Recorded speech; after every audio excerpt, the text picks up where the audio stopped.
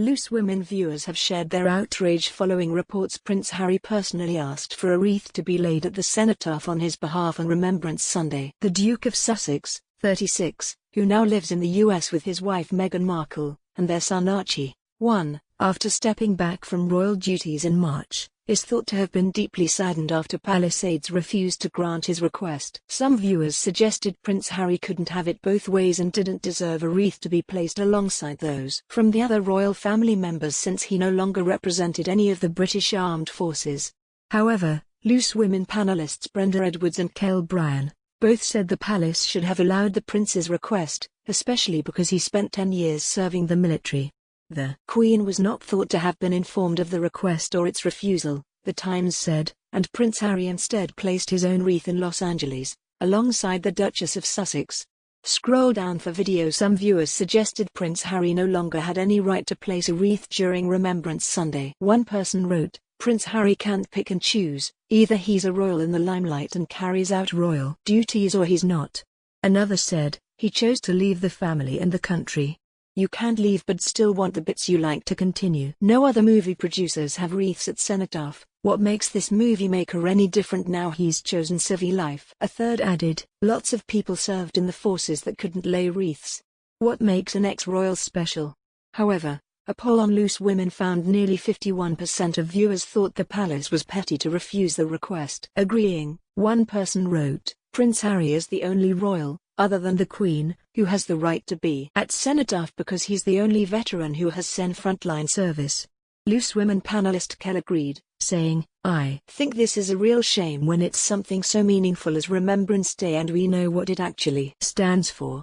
He may not be a working royal but he actually served, and this is something that is obviously very important to him. I think he should have been allowed to do so," she added. The presenter also commented on Prince William's appearance at the Remembrance Day service on Sunday. She added, "Watching Prince William by himself. He looked so lost and lonely without his little brother by his side, and I just felt for him in that moment." Brenda agreed that Prince Harry's request should have been granted, saying, "He served for 10 years in the armed forces himself. It's supposed to be about remembrance but everybody seems to want to forget that he actually did that. What's happened to his £1,000 that he's spent? We're talking about money that's gone to waste somewhere. I just think it's very petty. It's sad, really sad." Prince Harry made the personal request to Buckingham Palace but it was reportedly refused. It later emerged that the royals' wreath was made at the Royal British Legion's Kent HQ for £1,000, but lay there forgotten yesterday. Instead, Prince Harry and Meghan personally recognized Remembrance Day by visiting the Los Angeles National Cemetery to pay their respects to fallen Commonwealth soldiers.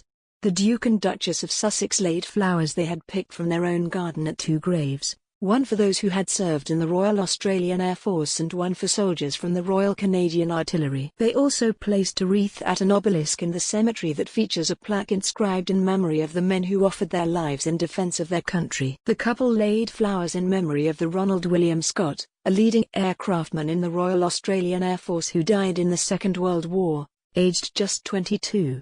They also visited the grave of Captain William Quayle Sutcliffe Sr., who served in the First World War, before dying on Christmas Day in 1946 at the age of 61.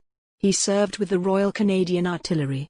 Harry was pictured wearing a navy suit with his service medals attached, while Meghan wore a long belted black coat. The pair wore masks on the way to the cemetery, though they were pictured without them when they reached the graves. The flowers were picked by Meghan from the garden of their $14 million Santa Barbara mansion. A spokesman for the couple said, "It was important to the Duke and Duchess to be able to personally recognize remembrance in their own way, to pay tribute to those who have served and to those who gave their lives." The couple laid flowers that the Duchess picked from their garden at the gravesites of 2 Commonwealth soldiers, one who had served in the Royal Australian Air Force and one from the Royal Canadian Artillery. The statement said they also placed a wreath at an obelisk in the cemetery. The Duke signed a message with the wreath saying, "To all of those who have served, and are serving, thank you."